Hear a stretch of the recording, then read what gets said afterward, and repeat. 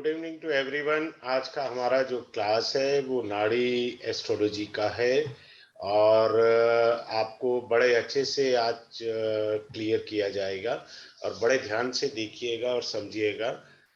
मुझे ये वीडियो थोड़ा दोबारा इसलिए बनाना पड़ रहा है कि रिकॉर्डिंग छूट गई। हो सकता है बहुत से लोग जो है बेचारे रिकॉर्डिंग वाली वीडियो का वेट करें और सोच रहे हो कि हम रिकॉर्डेड वीडियो से देख के डिसीजन लेंगे, तो काफी लोग बेचारे छूट गए होंगे। I try my best to explain in a very briefly way out about of the नाड़ी। देखिए, नाड़ी बहुत अच्छी एस्ट्रोलॉजी है और इसमें आप नींद में भी आंसर दे सकते हैं। आप जो है ये आंसर पलक झपकने से पहले भी दे सकते हैं, बड़े इजीली वे में दे सकते हैं। देखिए क्या होता है, नाड़ी बेस होती है ट्राइन बेस पर 1, 5, 9। ठीक है, 1, 5, 9 जो होता है इसको बोलते हैं धर्म त्रिकोण। धर्म त्रिकोण। दूसरा होता है 2, 6, 10, इसको बोलते हैं अर्थ त्रिकोण। और 3, 7, 11 को जो बोलते हैं काम त्रिकोण। काम का अर्थ यहाँ सेक्स नहीं है, काम का अर्थ इच्छाएं हैं। 4, 8, 12 अर्थात मोक्ष का त्रिकोण। इस कलयुग के अंदर जो है वो हमारे को अर्थ की जरूरत है। ये सबसे इंपॉर्टेंट वाला त्रिकोण कहलाता है। क्लियर? सबसे इंपॉर्टेंट त्रिकोण क्यों कहलाता है? क्योंकि हमें अर्थ चाहिए। और देखिए, अर्थ त्रिकोण के अंदर कौन सा आता है? 2, 6 और 10। अगर आप वैदिक से देखें तो 6 और 10 उपचय भाव भी है। उपचय का अर्थ होता है श्री वृद्धि। अगर हमने ये त्रिकोण बनाया और इस त्रिकोण में जो सबसे इंपॉर्टेंट ग्रह होते हैं जो हमारे को धन देने वाले होते हैं वो शुक्र है, बुध है, बृहस्पति है और शनि भगवान है। ठीक, आगे बढ़ते हैं, इसको मिटा करके दोबारा देखते हैं। मान लीजिए 2, 6 और 10 के अंदर यहाँ पर हमारे बृहस्पति देव बैठे हैं, यहाँ पर हमारे शुक्र देव बैठे हैं और यहाँ पर हमारे बुध देव बैठे हैं। तो यानी हमारा जो त्रिकोण बना, बुध प्लस बृहस्पति प्लस शुक्र, ये जो त्रिकोण बना, मैथ आपने पढ़ा होगा। मैथ के अंदर 3 डायमेंशन थ्योरी होती है, या दूसरा ज्योमेट्री के अंदर आपने पढ़ा होगा 2 पॉइंट्स और more than 2 point lying on a line are called the collinear points. तो एक कॉलिनियर पॉइंट बन गया, ये बहुत बड़ा धन योग बन गया। इसमें जैसे ही शनि जोड़ा तो ये करोड़पति योग बन गया। ठीक है, अब मान लीजिए क्या है कि 2 प्रकार के योग होते हैं एक कुंडली में, भगवान ने आपको योग दिए, नंबर 1। नंबर 2, कुंडली में गोचर से बनने वाले योग। गोचर से क्या योग बने? जैसे मान लीजिए अभी हमने कहा 2, 6 और 10। इसमें मान लीजिए हमने यहाँ बृहस्पति देव बिठाए, यहाँ शनि बिठा दिए और यहाँ हमने शुक्र बिठा दिए। हमारे पास बुध नहीं था, तो बुध जब जब इन हाउसेस से जुड़ेगा तो वो करोड़पति योग वाला बात बन गया। बड़ा इजी है समझने वाला। ठीक है, अब आगे बढ़ते हैं। ये हो गया हमारा। मान लीजिए बुध यहाँ आ गए ट्राइन में, तो ये जुड़ गया। मान लीजिए बुध यहाँ आ गया, जुड़ गया, यहाँ आ गया, जुड़ गया, तो ये करोड़पति योग बन गया। ठीक है, कैसे? बड़े ध्यान से सुनिए। बृहस्पति को कहते हैं जीव, इसको अलाइनमेंट भी करना होता है। जीव, जीव के बाद शनि, शनि ने कर्म किया, कर्म आया। इसके बाद बुध, बुध ने व्यापार किया, यानी जीव ने। ठीक है, और शुक्र, इससे हमारे पास पैसा आया, तो ये एक करोड़पति योग बन गया। बड़ा सुंदर करोड़पति योग। अब आपकी कुंडली को जी, मेरी कुंडली में जो है बृहस्पति और शनि तो जी इकट्ठे हैं, बाकी नहीं है। यानी आपका जो ये त्रिकोण है, ये वाला धर्म त्रिकोण में क्या हुआ कि बुध और शनि, बृहस्पति और शनि तो इकट्ठे हैं, बाकी ग्रह इकट्ठे नहीं है। तो भैया बाकी ग्रह गोचर में भी तो आएंगे। बृहस्पति 2 बड़े ग्रह तो इकट्ठे है ना, बुध यहाँ आ गया, शुक्र यहाँ आ गया, या मान लीजिए दोनों इकट्ठे हो गए, शुक्र और बुध, तो बन गया करोड़पति योग। ये ट्रांजिट से बन गया। जब तक ये रहेंगे तब तक आपको धन लाभ होगा। आगे बढ़ते हैं। अब आगे बढ़ करके ये समझाते हैं आपको कि शुक्र जो है वो मान लीजिए 18 डिग्री का है और राहु जो है वो आपका 9 डिग्री का कर लेते हैं। ठीक है, राहु और शुक्र युति है, आप कहेंगे कुंडली में ग्रहण योग। हाँ ठीक है, अपनी जगह ग्रहण योग है, लेकिन राहु क्या है? राहु हमारा दादा है। शुक्र नाड़ी में क्या है? पत्नी है। क्लियर है? यानी दादा की पत्नी। बात समझ में आ गया? सिंपल सा बात है। अब दूसरी बात, दादा, शुक्र नाड़ी ग्रह वही है, राहु दादा है, शुक्र क्या है? पैसा है। पैसा आगे, अब मैं पेन आगे रखूंगा तभी तो लिख पाऊंगा ना भाई। आप दुकान से चिप्स लेने गए या कोई चीज लेने गए तो पैसे आगे रखेंगे ना, तभी आप चीज ले पाएंगे। तो इसका अर्थ ये है, क्या है कि पैसा आगे है, यानी दादा के पास बहुत पैसा है। कुछ लोग कहते हैं ना हमारे पास खानदानी पैसा है, हाँ है ना, ये रहा। अब इसी चीज को हम पलट देते हैं। हमने कहा कि साहब शुक्र के तो 9 है पॉइंट्स और राहु यानी दादा के 18 हो गए। तो इसका अर्थ क्या हुआ? इसका अर्थ ये हुआ कि हमारे दादाजी पैसा कुछ नहीं छोड़ के गए। सिंपल।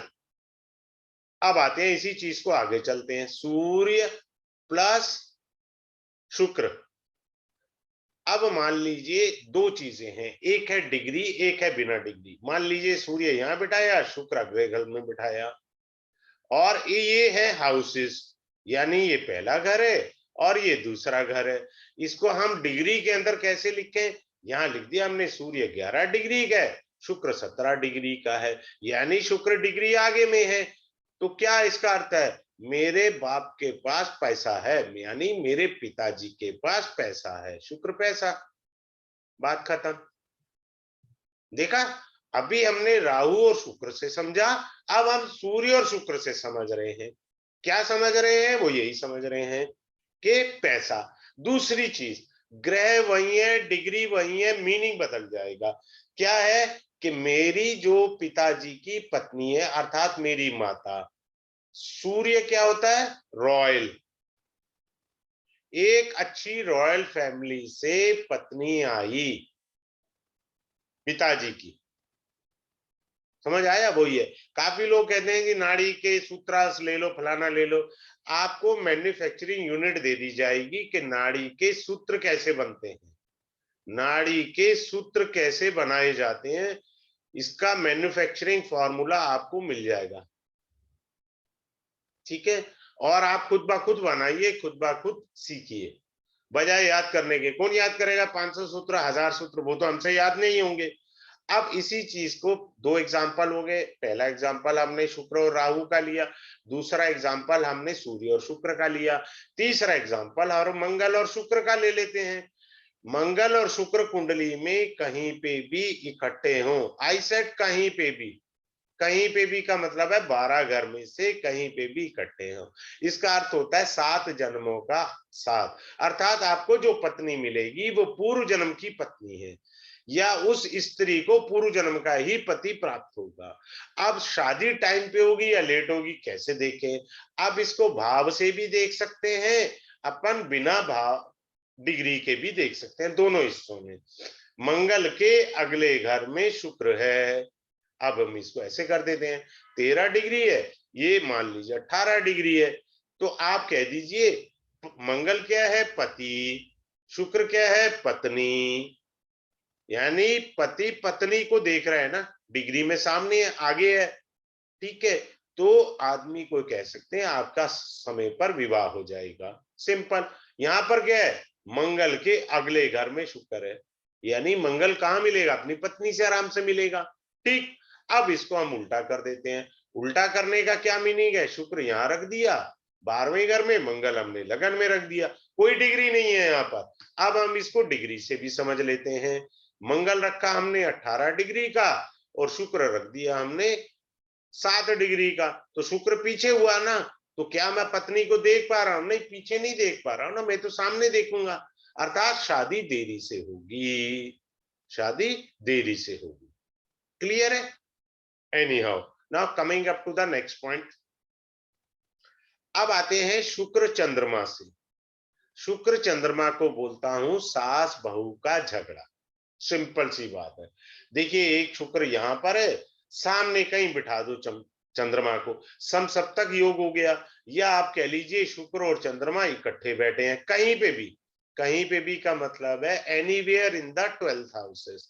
इसको कहते हैं बहू, रानी। ये हो गया चंद्रमा, जो हो गया सासू माता हो गया। ठीक है, यानी इन दोनों का झगड़ा होकर के रहेगा। अब जिस कन्या के भाग्य में, जिस कन्या की कुंडली में ऐसा योग है, she should prepare for the marriage, के ससुराल में आपको उतना मान सम्मान नहीं मिलेगा जितनी आपने कल्पना कर रखी थी। क्लियर है? ये छोटी सी चीज है। चलिए आगे चलते हैं। अब एक और चीज बताते हैं आपको, संन्यास योग यानी लंगोट योग। संन्यास योग क्या होता है? मंगल, केतु और शनि, ये तीन ग्रह इकट्ठे हों तो ये संन्यास योग बन जाता है। खाम खाम में उपाय करके कोई फायदा नहीं है। जिसको चेक करना है स्वामी विवेकानंद जी की कुंडली चेक करे, वहां इस प्रकार का योग बना है। अब मंगल मान लीजिए मैंने लगन में बिठा दिया, 5वें घर में केतु है और 10वें घर में शनि है। ठीक है साहब, शनि तो बना ही नहीं, ट्राइन में तो आया ही नहीं। ट्राइन में कब आएगा? अगर मैं यहाँ शनि को वक्री कर दूं तो शनि पिछले घर में आ गया। तो आपको जब देखना है एक झलक में देखिए, क्या शनि वक्री है? वक्री नहीं है तो शादी हो जाएगा टाइम पे। अगर वक्री है तो गई भैंस पानी में, यानी आपकी शादी का योग नहीं है इस जन्म में। तो खाम खाम में अपने को कोई भी रेमेडी करने की जरूरत नहीं है। अब आगे चलते हैं अच्छे से। एक होता है डेस्टिनी प्रमोटर। डेस्टिनी प्रमोटर, हमारे जीवन को बनाने वाले ग्रह कौन से हैं? वो है शुक्र है, शनि है, बृहस्पति है और बुध है। ये जिंदगी को चमकाने वाले ग्रह हैं। और दूसरे आते हैं मैनिपुलेटर, जो जिंदगी में उठा पटक करते हैं। मैनिपुलेटर वाले कौन से ग्रह हैं?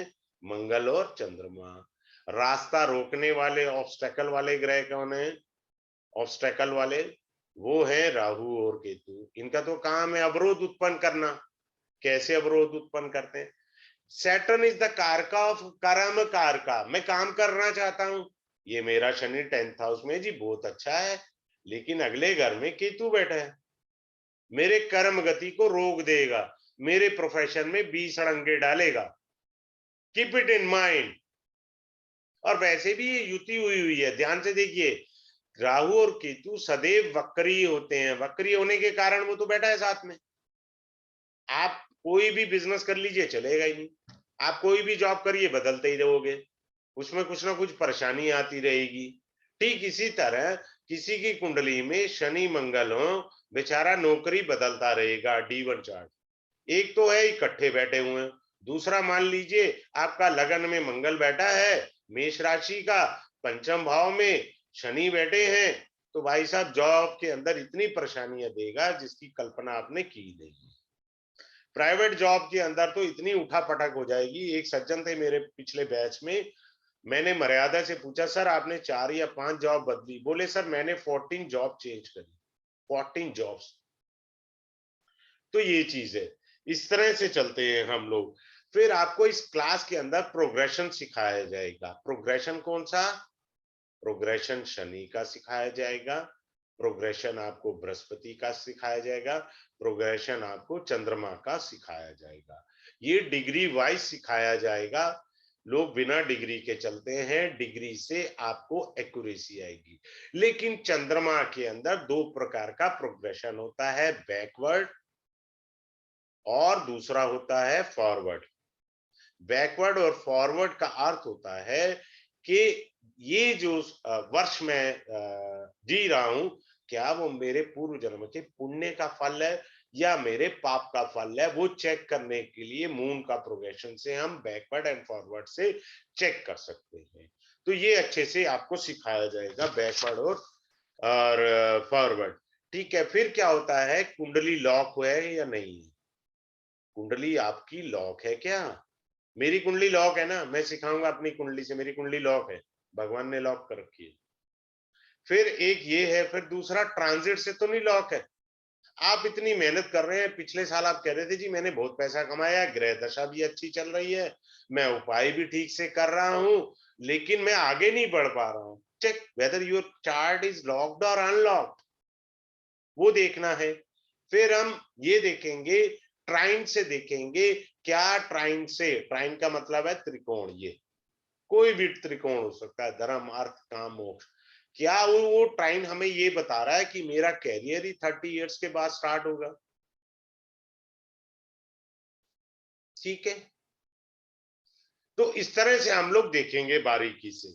फिर ये देखेंगे कि आपको एक अच्छी चीज बताते हैं, जैसे मान लीजिए, एक और भी चीज बताता हूं, सूर्य के साथ बुध बैठा है। कुंडली को पढ़ते कैसे हैं, कई बारीकियां हैं, मैं क्लास में बहुत अच्छे से एक्सप्लेन करूंगा। अब ये युति बनी, यहाँ कोई ग्रह नहीं है, तो 1 5 9 में कौन से ग्रह बैठे हैं? सूर्य, बुध और बृहस्पति। अर्थात मेरे पिता बुद्धिमान बुद्धिमान है और धार्मिक व्यक्ति हैं।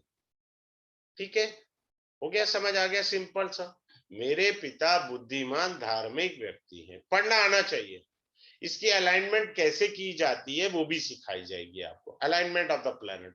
सपोज ये फर्स्ट हाउस है, सूर्य उच्च का है, ठीक है ना जी। अब सेकंड हाउस में हमने राहु बिठा दिया, तो second house as per the Vedic क्या होता है? परिवार, फैमिली। क्लियर है, फैमिली होता है।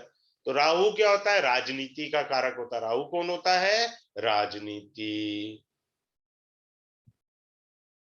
ठीक है, यानी परिवार के अंदर राजनीति बहुत है, पापा के, पिताश्री के परिवार के अंदर। राहु क्या है? एक तो ये हो गया, यानी पिता के परिवार के सदस्य राजनीति करते हैं परिवार के अंदर ही, वो पिता के साथ भी करेंगे और अन्य व्यक्तियों के साथ भी करेंगे। राहु क्या होता है? नंबर 2 की income. Second house is a house of money, आपने वैदिक में पढ़ाई है, जो मनी का घर है, तो यानी पिताश्री कोई गलत इनकम भी प्राप्त कर सकते हैं। नंबर 1। सेकेंड हाउस इन्वेस्टमेंट का भी होता है, चेक करिए वैदिक के अकॉर्डिंग। अगर आपका second Lord is being exalted और some auspicious planet are sitting in the second house, it means you have a 3 4 FDs with yourself। तो पापा कहीं आपके पिताश्री गलत पैसे का इस्तेमाल कर सकते हैं, गलत इन्वेस्टमेंट हो सकती है उनसे। क्लियर हो गया, सिंपल सी बात है। आगे बढ़ते हैं, बहुत सारी टेक्निक सिखाई जाएंगी, जितना आप सोच के आए हैं उससे डबल मिलेगा क्लास में, ये गारंटी मैं दे सकता हूं। अब आते हैं परिवर्तन योगा। परिवर्तन योगा क्या होता है सब? Exchange of planet. परिवर्तन योग का मतलब होता है एक्सचेंज ऑफ प्लैनेट्स। ठीक है, अब जैसे देखिए, हमने कहा कि ये मेष लगन है, ठीक है, हमने 12वें घर में सूर्य बिठाया और चंद्रमा बिठा दिया और शुक्र बिठा दिया, ठीक है साहब। और 5वें घर में सूर्य की राशि आई और इसमें हमने बृहस्पति और केतु बिठा दिया। अब ये कुंडली को परिवर्तन योग बड़ा आसान है समझना। क्या हुआ कि बृहस्पति और केतु को वैदिक में और नाड़ी में बोलते हैं ये गुरु है, और इसको केतु को बोलते हैं चेला, यानी गुरु चेला योग। और बृहस्पति केतु को तपस्वी योग कहते हैं, तपस्वी यानी पूजा पाठ भक्ति करने वाला व्यक्ति। जब उसने जन्म लिया कुंडली इसी प्रकार थी उसकी, तो यानी जीवन का पहला भाग उसका तपस्या का हुआ। और पहला भाग यानी अब कुछ भी, जैसे एवरेज 70 इयर्स आप कह लीजिए, उसके बाद आप 35 साल आप ये कह ले, ये हो गए, और उसके बाद बाकी के 35 साल ये हो गए, एवरेज कह लिया। ये प्रथम भाग हुआ, ये सेकंड भाग हुआ। हमने क्या किया, बृहस्पति अपने घर में आया, सूर्य अपने घर में आया, यानी सूर्य अपने घर में चला गया और बृहस्पति आया। बृहस्पति कौन है नाड़ी में? जीव है। मेल के लिए, मेल के लिए कौन है? बृहस्पति। और फीमेल के लिए कौन है? फीमेल के लिए शुक्र है। ठीक है, अब हुआ क्या कि बृहस्पति जो है चंद्रमा और शुक्र से मिला। बृहस्पति किससे मिला? बृहस्पति मिला चंद्रमा और शुक्र से मिला, दोनों फीमेल प्लेनेट हैं। यानी ये जीव जो है स्त्रियों के चक्कर में पड़ के अपनी तपस्या को नष्ट कर गए। कितना इजी है सीखना और समझना, किसी के जीवन के बारे में बताना। अर्थात वो अपनी तपस्या भंग कर बैठा है। तो भंग की हुई तपस्या बड़ा कठिनाई आ जाती है। अगर हम इसको उल्टा कर दें, उल्टा करने का मतलब है कि चेंज कर दें, तो जो जन्म का पहला भाव जो है वो आपका स्त्रियों के साथ होगा, ठीक है, और दूसरा भाग जो है तपस्वी का होगा। अब यहाँ हमने कह दिया केतु है, ये देखिए केतु हमने रख दिया, और यहाँ सूर्य रख दिया, और यहाँ 12 नंबर लिख दिया। वही चीज थी, चीज बदल दी, बात है फार्मूला समझने की। हमने क्या रखा है यहाँ पर, सूर्य रखा, सॉरी सूर्य नहीं है भाई, सूर्य तो हमने ऊपर बैठा ही दिया। अब हमने यहाँ पर बृहस्पति को रखा, चंद्रमा को रखा, शुक्र को रखा। अर्थात ये व्यक्ति औरतों के चक्कर में था। बृहस्पति दो फीमेल प्लेनेट के साथ है ना। अब बृहस्पति अपने घर में गया, सूर्य अपने घर में आया, तो यानी पहला भाग उसका जीवन का वो औरतों के चक्कर में, फीमेल्स के चक्कर में बर्बाद हो गया। फिर दूसरा भाग जीवन का व्यक्ति ने क्या किया, सन्यास ले लिया। लोग करते हैं ना, भोग के बाद योग पर चले जाते हैं। जब बृहस्पति केतु के साथ आके मिलेगा तब ये सन्यास इसका जागृत हो जाएगा। सिंपल, ठीक है। मेरा उद्देश्य वीडियो बनाने का ये था, एकाग्रता जब मेरी बन जाती है, मेरे को बोध ही नहीं रहा कि रिकॉर्डिंग करनी है, so I have to make it out in a very brief way out this video, ठीक है।